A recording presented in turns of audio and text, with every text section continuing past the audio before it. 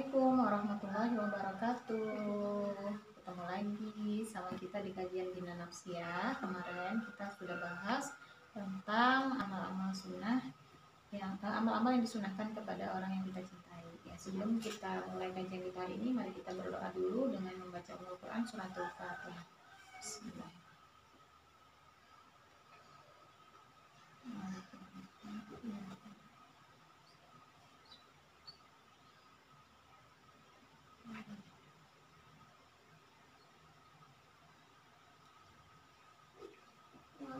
Oke, kemarin kita sudah ada 8 amal-amal sunnah yang amal-amal yang disunahkan kepada orang yang kita cintai. Yang pertama adalah, Atia masih ingat? Mengabarkan cintanya, mendoakan saat tidak bersama, ya, meminta doa,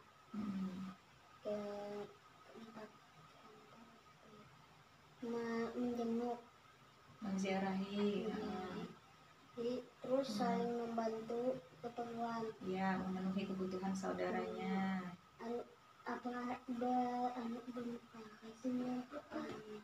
Dinyaringin sedikit.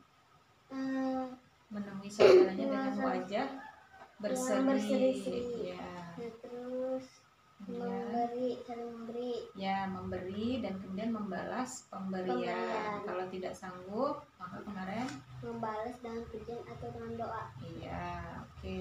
Alhamdulillah. Hari ini yang ke-9 ya. Teman-teman, hari ini kita masih melanjutkan amal yang disunahkan yang ke-9. Oh iya, hari ini abang nggak ikut karena dia lagi sakit, teman-teman. Minta doanya ya, abang lagi sakit perut. Mudah-mudahan abang disembuhkan Allah segera ya, dan bisa ikut lagi sama kita. Oke, yang ke-9 yaitu di antara perkara yang disunahkan adalah membela saudaranya untuk mendapatkan manfaat dari suatu kebaikan atau memberikan kemudahan dari satu kesulitan. Nah, jadi membela, misalkan lagi ngurus apa gitu ya, nah itu lagi sulit misalnya, nah dia ikut membelakan supaya saudaranya ini lekas mendapatkan manfaat dari apa yang diurusnya tersebut. Nah itu adalah juga sesuatu yang disunahkan ya. Nah salah satunya di sini hadisnya adalah Rasulullah pernah bersabda ya, belalah ia maka kalian akan diberikan pahala dan Allah akan memutuskan dengan lisan nabinya perkara yang ia kehendaki. Nah itu salah satu hadis riwayat Bukhari ya dari Abu Musa. Nah kemudian masih ada lagi hadis riwayat Muslim dari Ibnu Umar dari Nabi Shallallahu Alaihi Wasallam, beliau bersabda ya, barang siapa yang menjadi perantara saudaranya yang muslim kepada penguasa untuk mendapatkan kemanfaatan dari suatu kebaikan atau untuk mempermudah suatu kesulitan, maka ia akan diberi pertolongan untuk melewati jembatan Shiratal Mustaqim di hari terpelesetnya kaki-kaki manusia. Nah, misalnya ya, ada seseorang yang lagi mau mengurus pengobatan gitu ya, pengobatan gratis ya harusnya gitu. Nah, kemudian dia karena ada sesuatu misalnya ya tidak bisa mendapatkannya, maka kita boleh bukan boleh ya, disunahkan untuk membela supaya saudara kita tadi itu akhirnya bisa dapat tadi manfaat dari pengobatan itu gitu ya. Nah, dan misalkan seperti sekarang juga ya, kita mendakwahkan ya tentang bahwa harusnya ya misalnya kesehatan, pendidikan, nah itu adalah tanggung jawab negara gitu ya, yang harus didapatkan oleh seluruh kaum muslimin gitu. Nah, ketika kita mendakwahkan tentang itu, maka Masya Allah ya itu menjadi salah satu sebenarnya upaya kita agar bukan hanya 1-2 orang kaum muslimin, tapi seluruh kaum muslimin itu bisa mendapatkan kemanfaatan dari kehadiran negara gitu ya. Oke, nah selanjutnya, jadi hari ini kita bisa melakukan ini ya dengan melakukan amal dakwah, dakwah kepada kaum muslimin ya tentang bagaimana harusnya Islam itu dilaksanakan dalam pendidikan gitu ya, dalam kesehatan dan yang lain-lain ya. Nah kemudian juga mendakwahkan kepada para penguasa juga gitu ya tentang aturan-aturan Islam. Nah ini kalau misalkan nanti suatu saat Islam itu diterapkan, nah maka ini ya bisa membantu seluruh kaum muslimin untuk mendapatkan hak-haknya, mendapatkan kemanfaatan dan juga mempermudah hal-hal yang sulit ya saat ini sulit dilakukan, itu akan menjadi mudah nantinya. Nah, kemudian di sini disampaikan juga disunahkan juga seorang muslim melindungi kehormatan saudaranya saat tidak ada di dekatnya. Nah, hal ini berdasarkan hadis yang diriwayatkan oleh Imam At-Tirmizi ya. Beliau berkata hadis ini hasan. Dari Abu Darda, Nabi Shallallahu alaihi wasallam bersabda ya, "Man radda an irdi akhihi raddallahu an wajhihin naro yaumal qiyamah." Barang siapa yang melindungi kehormatan saudaranya, maka Allah akan melindungi wajahnya dari api neraka di hari kiamat. Masya Allah. Jadi misalkan ya, ada orang yang lagi menyambati, mengata-ngatai atau sedang mencaci maki ya saudara kita. Orangnya nggak ada, lagi menyambat-nyambati di hadapan kita. Nah kita bela, enggak kok, dia nggak begitu, misalnya dia orangnya baik kok, dia nggak bermaksud begitu misalnya. Nah seperti itu, Masya Allah ya, ketika kita melindungi kehormatan saudara kita itu, maka Allah nanti akan melindungi kita ya di hari kiamat dari api neraka. Masya Allah ya. Nah kemudian berikutnya lagi hadis riwayat Ishaq bin Rahwiyah dari Asma binti Yazid. Ia berkata, aku mendengar Rasulullah Shallallahu alaihi wasallam bersabda, "Man dzabba an irdi akhihi bi dhahril ghaibi kana haqqan 'alallahi ayyatiqahu minan nar." Barang siapa yang melindungi kehormatan saudaranya pada saat tidak berada di dekatnya, maka Allah akan membebaskannya dari api neraka. Jadi jangan malah kalau nggak ada saudaranya malah ikut-ikutan menyambati itu, ini dasar kada bagus misalnya. Nah itu jangan ya. Jadi kita harus membela saudara kita gitu ya, kehormatannya. Jangan sampai kita itu merasa enak, tenang-tenang aja ketika ada saudara kita itu yang dibuka aibnya. Nah apalagi sekarang misalnya dibuka di televisi, misalnya kita malah asik ikut menikmati, ikut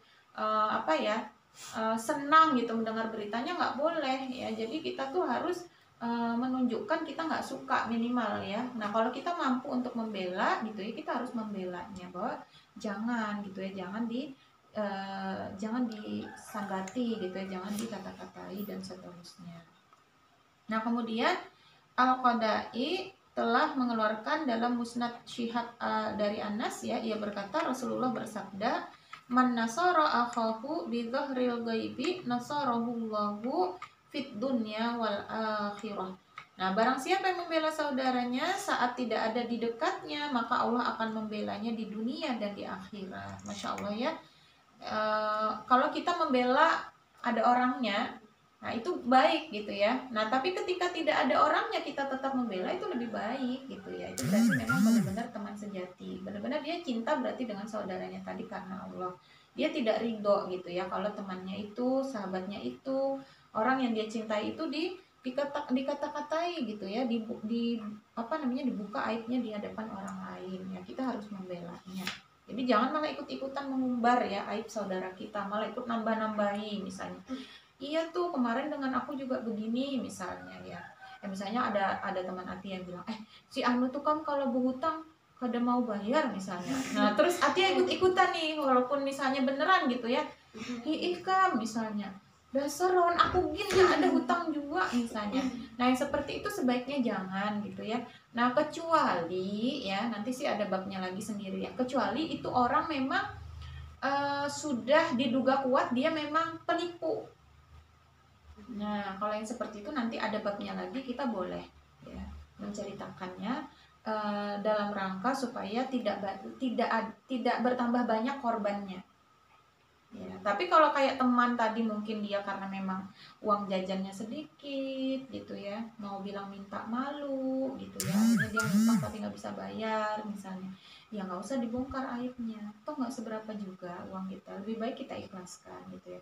Dia juga orangnya baik-baik aja misalnya, cuma satu itu aja kekurangannya, ya udah jangan dibongkar aibnya, kasihan gitu ya. Kalau bisa kita nasihati, jangan disambati Gin, kalau memang Ika mau menagih, ayo aku dangani, kita pandirinya gitu, kita datangi gitu ya, kita tagih baik-baik, jangan disebarluaskan kalau dia punya utang nggak bayar-bayar misalnya, seperti itu. Paham lah ini ya? Tapi misalkan kayak gini, nyata berisi jadi belanja cukup aja tapi berutang kita nih bisa ngurus sedikit aja. Ya udah, nggak kan kalau ngasih utang itu nggak wajib ya. Kalau kita bilang maaf lah aku nggak bisa ngutangi, ya nggak apa-apa. Tapi kan nanti pertama masuk sekolah tuh dia bingung karena kalau dia maksa terus nggak dibayar gitu. terus benar hanya dibayar ditagih kita harus hari-hari. Iya nggak apa-apa, kan kewajiban kita menagih.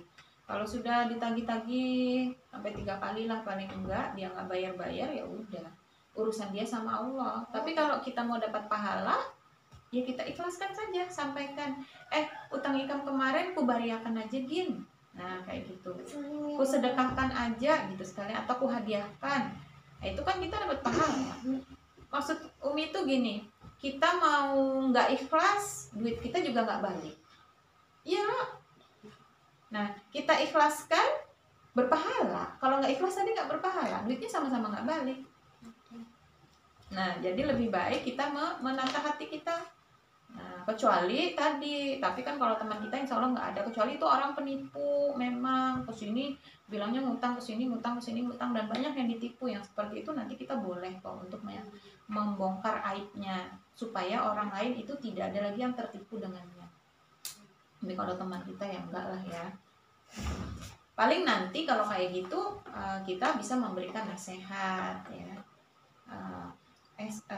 Pian kan sangunya banyak aja, baiknya Pian belanja pakai uang Pian sendiri gitu, daripada nanti kalau ngutang terus Pian susah bayarnya misalnya. Dinasihati aja ya. Nah oke. Nah sampai di sini ada nggak dulu yang mau ditanyakan dari bab-bab sebelumnya juga? Ada Ya. yang kemarin teman yang ada cinta itu boleh nggak sama laki-laki? Misalnya kita misalnya di sekolah, misalnya kayak kerja kelompok kayak gitu. Nah ada laki-laki kan nanti kita ketemuan terus kita ada rasa kayak gitu. Abang mau ikut? Nah, terus kita boleh kasih tahu nggak cinta Sebelah sana, kita sama orang laki-laki itu? Oh ya, sebentar ya. Masya Allah, abang udah sembuh? Abang mau nanya. Abang sudah sembuh? Abang mau nanya. Di sini. Di sini abangnya. Abang mau nanya nih. Nah, misalkan kalau kan emang banyak uang dikasihnya kadang-kadang 50 atau 20-an nilainya. Habis itu ini langsung bohong terus teman-teman kita nasihatin pakai aja uang dahulu, tapi ini akan nanya karena ya, tapi katanya indah uang aku habis. Duitnya ada aja tapi ngutang-ngutang.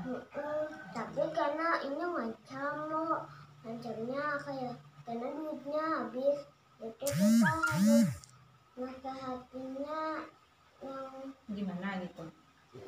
Mana ya nasihatinya? Oh iya, jadi kita sampaikan ya bahwa yang namanya hutang itu boleh saja, tapi wajib dibayar.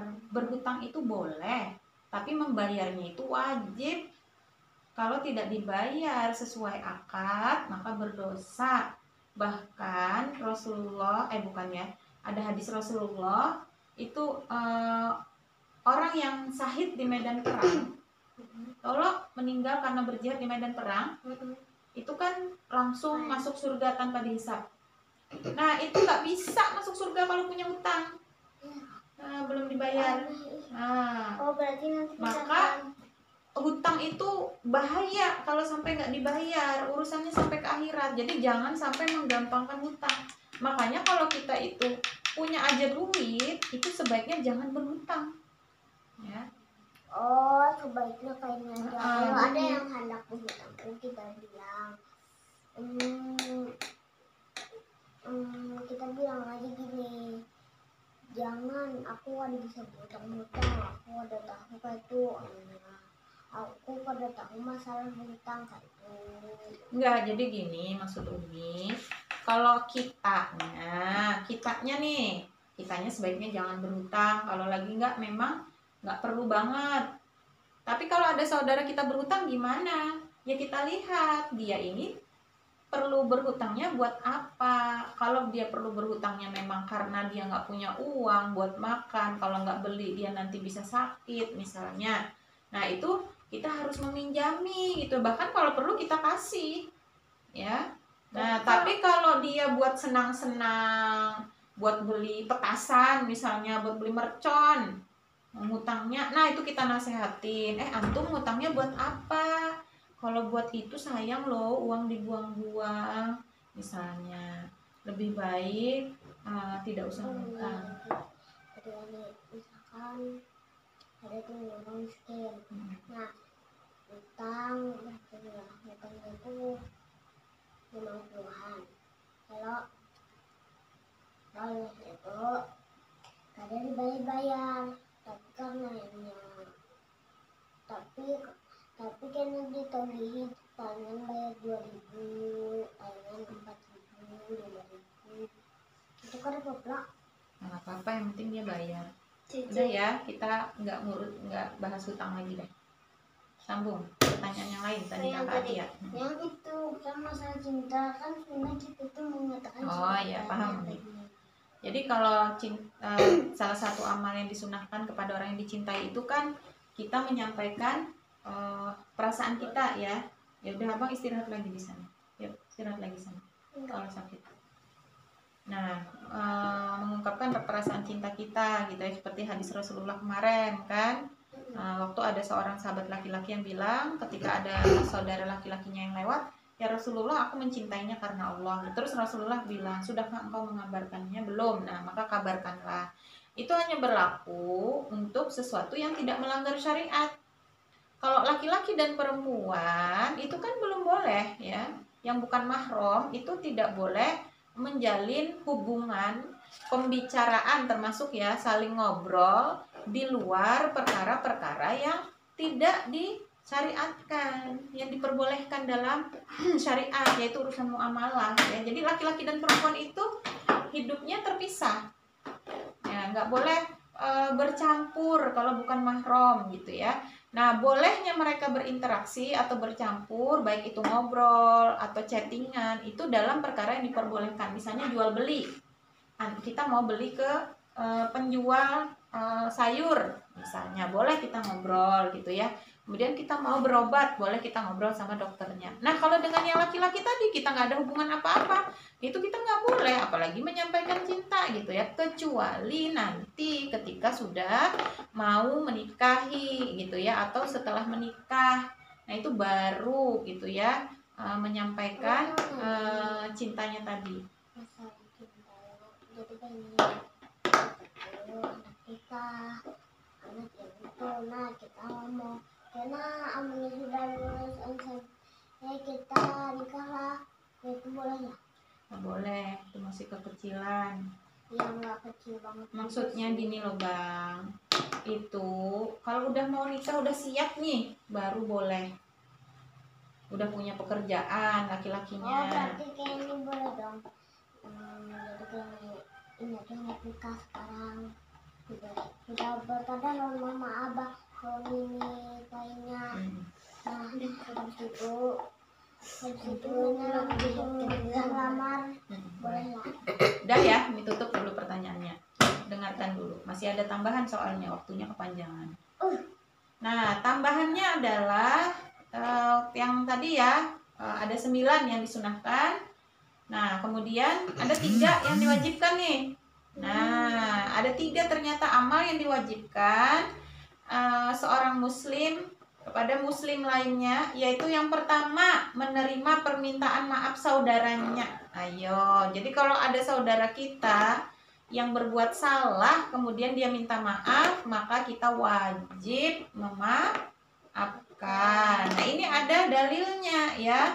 Di sini diriwayatkan oleh Ibnu Majah dengan 2 isnad yang baik sebagaimana dikatakan oleh Al-Munziri dari Judan. Ia berkata, Rasulullah Shallallahu alaihi wasallam bersabda, "Mani tadzaro ila akhihi bima'dzaratin falam yaqbalha." Ya.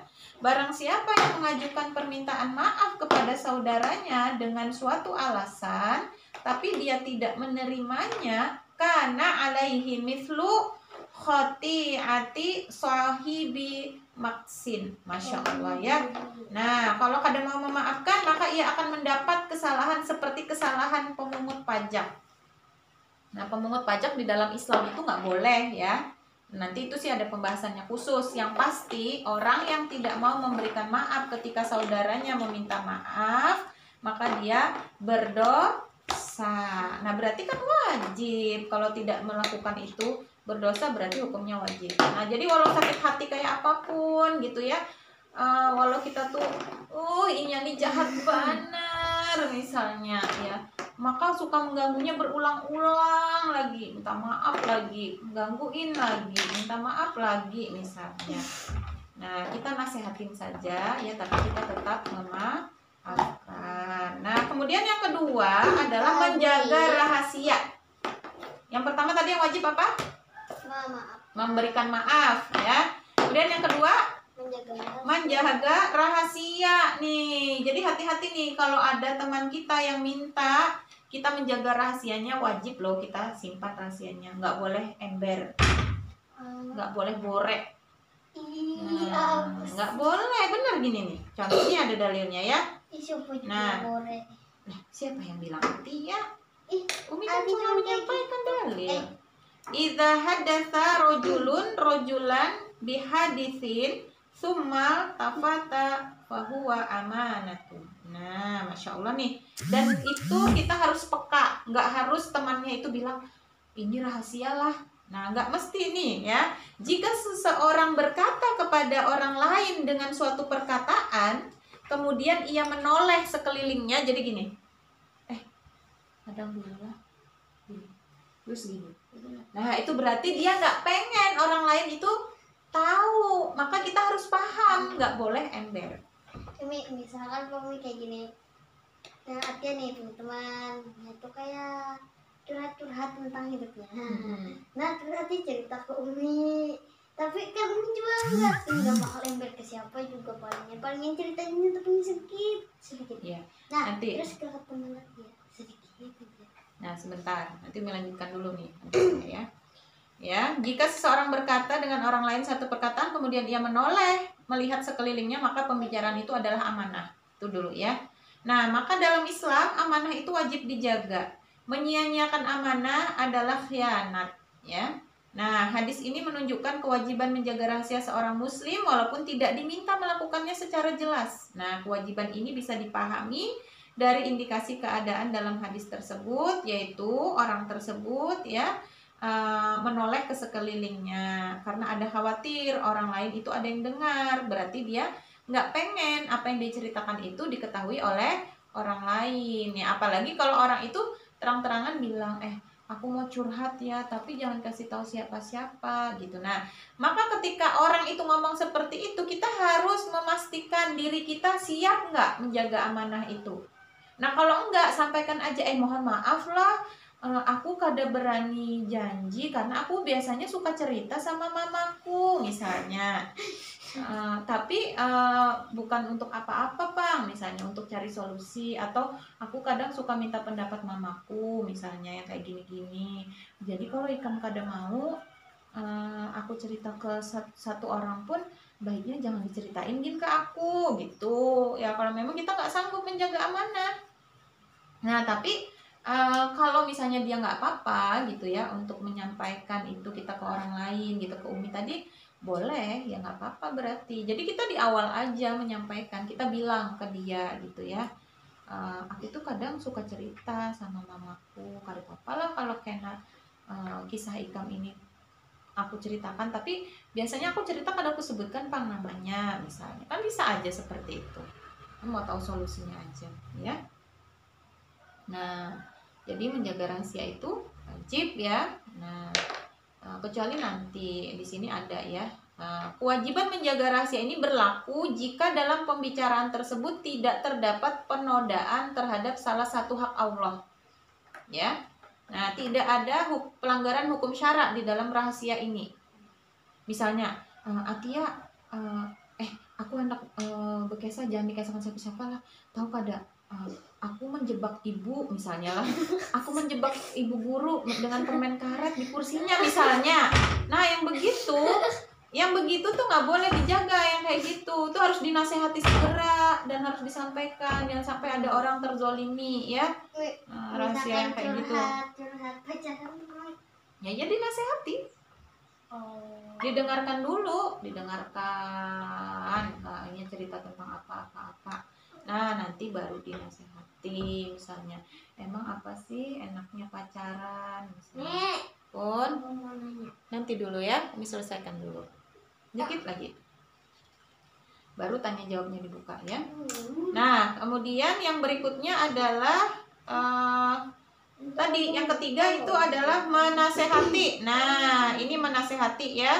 Nah, di sini ada hadis, beberapa banyak hadis sih kalau masalah menasehati ini ya. Aku membaiat Rasulullah SAW untuk menegakkan sholat dan menunaikan zakat serta memberi nasihat kepada setiap muslim. Nah, ini adalah baiat yang dilakukan oleh sahabat kepada Rasulullah, itu mencakup memberikan nasihat lah. Kemudian berikutnya lagi ada hadis dari Tamim bin Aus ad-Dari riwayat Muslim bahwa Nabi SAW bersabda, ad-dinun nasihatu qulna liman.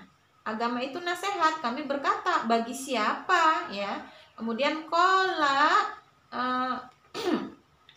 qalallahi wali kitabihi wali rasulihi wali a'immatil muslimina wa ammatihim ya. Dan Rasulullah bersabda, bagi Allah, bagi kitabnya, bagi rasulnya, bagi para pemimpin kaum muslim dan bagi kaum muslim secara umum. Jadi nasihatnya itu kepada siapa? Kepada semua orang. Nah, itu adalah kewajiban kita. Maka tadi kalau teman kita menyuruh menjaga rahasia yang tidak benar, kita nasihati. Kalau kita melihat teman kita melakukan perbuatan yang tidak sesuai dengan Islam, kita nasihati. Itu adalah kewajiban ya. Jadi berdakwah ya, beramar ma'ruf nahi munkar itu adalah kewajiban. Nah, nggak bisa kita itu aku kan belum bisa, itu kan tugas ulama, atau aku belum bagus gitu ya, perbuatanku juga belum bagus. Itu tidak membuat kita boleh meninggalkan dakwah. Ya kalau misalnya kita merasa belum bagus, ya kita belajar untuk memperbagus diri. Kalau kita belum banyak ilmunya, ya belajar perbanyak ilmunya gitu ya. Jadi bukan meninggalkan nasihatnya, tapi kita harus mencari meningkatkan diri kita supaya kita mampu. Nah, kemudian berikutnya ya, Al-Khattabi berkata, hadis ini bermakna bahwa tiang dan pilar agama adalah nasihat.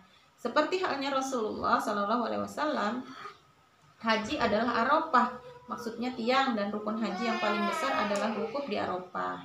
Nah, Rasulullah SAW juga telah menjelaskan hak muslim atas muslim yang lain dan pahala yang besar di dalamnya. Imam Muslim telah meriwayatkan dari Abu Hurairah, ia berkata, sesungguhnya Rasulullah bersabda, ya, hak muslim atas muslim lain ada 6. Nah, ini tambahan ya. Nah, ini ada hak-hak juga yang harus kita tunaikan. Salah satunya memang memberi nasihat. Nah, yang pertama di sini adalah apa yang 6 itu ya Rasulullah? Ya, di sini ditanyakan. Rasulullah bersabda. Nah, yang pertama, apabila engkau bertemu dengan saudara muslim yang lain, maka ucapkan salam. Nah, itu hak saudara kita ya. Yang kedua, apabila ia mengundangmu, maka penuhilah undangannya. Kalau ini besaruan, datangi selagi undangannya itu tidak ada hal-hal yang diharamkan sama Allah. Misalnya dia mengundang minum minuman keras, nah itu nggak boleh, haram kita mendatanginya ya. Nah, tapi kalau di sana baik-baik saja, tidak ada ikhtilat, campur baur laki-laki dan perempuan, misalnya kita wajib mendatangi ya, memenuhi haknya. Kalau kita tidak ada uzur. Nah, kemudian yang ketiga adalah apabila meminta nasihat kepadamu, maka berikanlah nasihat. Nah, kemudian yang berikutnya adalah apabila bersin, ia mengucapkan alhamdulillah, maka ucapkanlah yarhamu kaulah atau yarhamu killah. Kemudian apabila dia sakit, maka tengoklah ya. Nah, apabila dia sakit maka tengoklah. Apabila ia meninggal dunia maka hantarkanlah sampai ke kuburnya. Lah, nah itu akan adalah fardu kifayah ya yang harus ditunaikan oleh sesama umat Islam gitu ya. Nah, Masya Allah. Nah, ini masih ada lagi nanti sambungannya yaitu benci karena Allah. Nah, untuk cinta karena Allah dan amal-amal yang harus dilakukan kepada orang yang dicintai dan kepada sesama muslim sampai di sini dulu. Mudah-mudahan ilmunya bisa kita amalkan ya, dan itu bisa menambah catatan amal baik kita di sisi Allah. Ternyata beramal soleh itu tidak selalu susah, kan mudah ya, saling memberi gitu ya, mengabarkan kita cinta, tersenyum, kan nggak susah kan, tapi semuanya pahalanya besar sekali. Memberikan maaf gitu ya, tidak perlu pakai duit tapi kita bisa dapat pahala, dan Masya Allah ya, tinggal kita bagaimana mengamalkannya. Nah, sampai di sini dulu. Salah hilap Umi mohon maaf. Wabillahi taufiq wal hidayah. Wassalamualaikum warahmatullahi wabarakatuh. Sampai jumpa lagi teman-teman.